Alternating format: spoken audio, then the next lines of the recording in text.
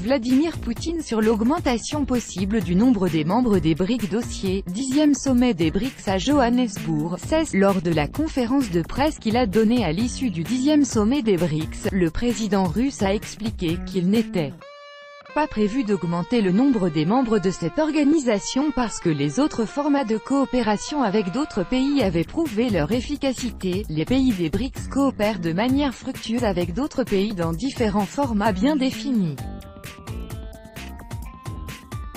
Il n'y a donc aucune nécessité à accepter de nouveaux membres au sein de cette organisation, selon Vladimir Poutine. Nous ne projetons actuellement pas d'augmenter le nombre des membres des BRICS parce que les formats existants montrent leur efficacité, a expliqué le président russe lors de la conférence de presse qu'il a donnée aujourd'hui à Johannesburg. Et d'ajouter que l'avantage des BRICS consistait en ce que dans ce groupe, il y a moins de bureaucratie que dans d'autres organisations similaires.